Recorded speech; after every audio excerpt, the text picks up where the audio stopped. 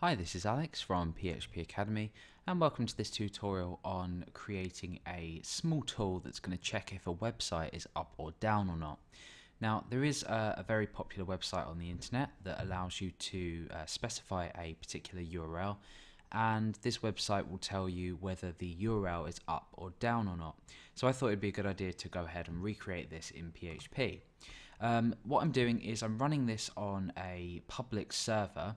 The reason for this is that when I was testing this out locally, I found that my internet service provider actually pulls up a page of its own, so a specific document of its own, if a website cannot be found. Now, if a website is down, this page may appear, and therefore it's almost impossible to check whether this site is up or down or not, because you get this default internet service provider page as a replacement.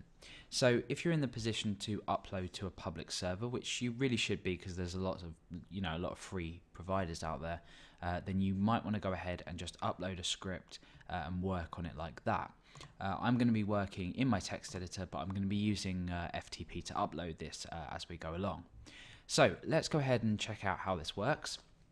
I'm going to go into here and I'm going to type in a web address. So http, let's try google.co.uk. So click check, and you see here it says up.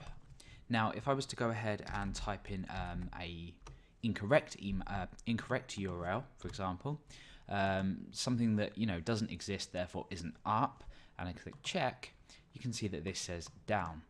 Okay, so this will work if a particular server is down, and then you can go ahead and use this to check that, and style it up as you want. A lot of the other websites that do this look a lot better, but obviously we're just focusing on the functionality behind this. So with that little demo out the way and done with, we're going to go ahead and take a look at writing the code. Okay, so over into our text editor, which is now blank, you can see that the browser window here I've got open with the page is now blank as well, so we're going to start completely from scratch. The first thing we want to go ahead is build the form. And before we start the actual PHP code, I'm going to talk a little bit about how we're going to be doing this and what you might need to enable if you are doing it on a local PC. So let's go ahead and, no, we'll create the form first. So we're going to say form action equals nothing, because we're going to be posting to the same page, and method equals post. Let's go ahead and end the form. Let's say up or down, and then we'll create an input field. So input type equals text, name equals URL. So we can use this to allow PHP to pick up on that variable. So input type equals submit, and that's our form complete. We've created a label for this input, well, not a semantically correct label, but still a label. We've created a text field with a name of URL, and we've created a submit button. So I'll go ahead and upload that file, and I'll go ahead and refresh.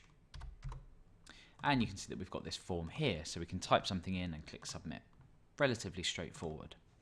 Okay, so what we're going to be doing is up in the PHP area at the top here, we're actually going to be creating a function that allows us to return either true if the website is up, or false if the website's down. Now, the reason we're creating this in a function is it makes it extremely reusable. We can just pass the URL as a string to this function and check it. So it can be used across, say, multiple pages of our site if we were to include this in an external script and include it onto our page. So always create things like this in functions. It's a lot better than creating just linear code all the way down. So let's go ahead and outline our function. Now I'm going to call the function up or down, but obviously feel free to change the name accordingly. So we're going to say function up or down. And in brackets, we need to specify which parameters we want to be able to pass to this function. So I'm going to choose URL.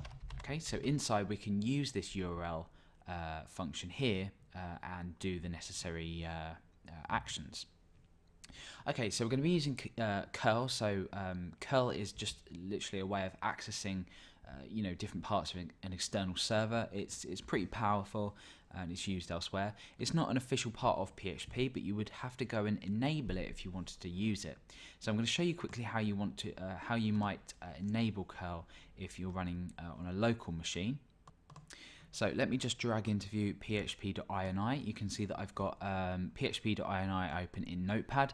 If you're running a package like XAMPP, this will be in the PHP directory in your XAMPP installation. However, it's different for different people on Linux, Windows, etc, etc. As long as you can locate this file, we can go ahead and enable curl. So I'm going to perform a search in here for curl.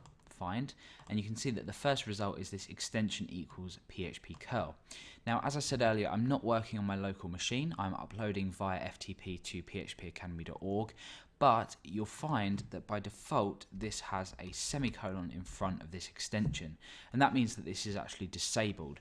So if you want to go ahead and enable curl on your local machine, go ahead and get rid of this, save php.ini, close the file, and restart Apache. That's an extremely important step in actually going ahead and restarting your server for that PHP configuration to kick in. So I'm not going to talk any more about that. There's plenty of documentation online of how to enable curl and other aspects of php.ini.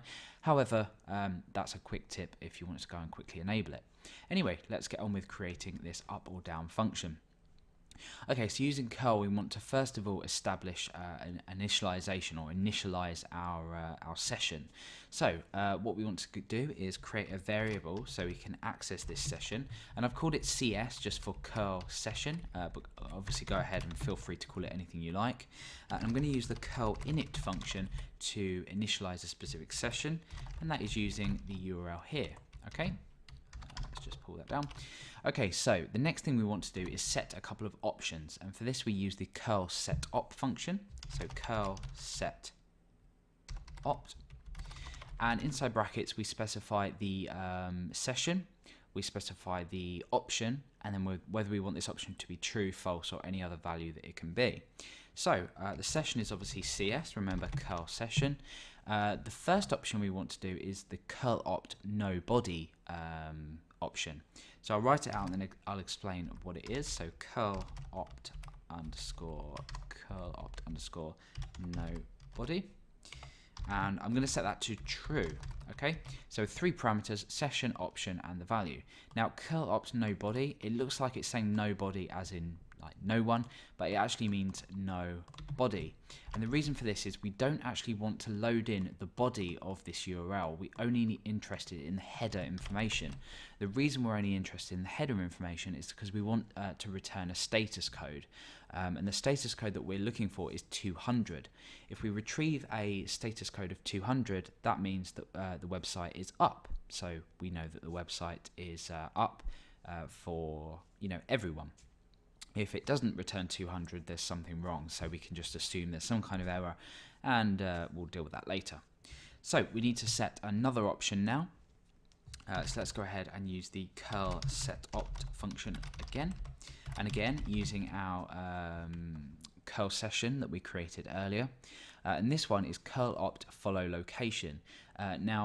This one is slightly trickier to understand and explain, but essentially this means that we're going to follow any location redirects that happen during this session. Okay, so we're essentially checking for any location change. I'm not sure if this is exactly required, but probably a good idea to keep it in anyway. So curl opt underscore follow location, and again we're setting that to true. Okay, so what do we want to do now? We want to create a variable that's going to hold our status code. So let's go ahead and create a variable called status code, and we're going to use the curl get info function. So curl get info. Okay, and inside here we're going to again specify our session, which is extremely important, and then we're going to use curl info underscore http underscore code. Okay, so this is the code that's being returned by the site. So let's go ahead and just echo this out. So we want to echo out status. In fact, no, what we'll do is we'll return status code. And just go ahead and try it out. So without even checking any kind of validation in the form, we'll just use the up or down function. Let's say echo up or down, and let's type in a web address here. So we'll say http www.phpacademy.org. Okay, so let me just go ahead and upload that file and refresh. So you get 0 at the moment. Okay, so something appears to have gone wrong. Oh, okay, I know. Yeah, so sorry, we didn't use the curl exec function, which basically just performs the session. We've stored the session in this variable, but we didn't actually perform it. So we need the curl exec, which I assume means execute, I'm guessing. So let's go ahead and do that, and then provide that with the session. Okay, so let's go ahead and test that out again, and we should get the status code 200 back. Cool, so that's worked. Let's go ahead and just change this URL. Let's just put a load of gobbledygook in there, and let's go ahead and just upload that and refresh. You can see that we've got 0. So now we know that by providing a URL that we know is alive or up and genuine and actually exists, we have a 200 status code returned. So that's extremely important, that we know the website's up and we're getting the right code back. Okay, so this is all a bit of a mess at the moment. We're not actually taking into account user input.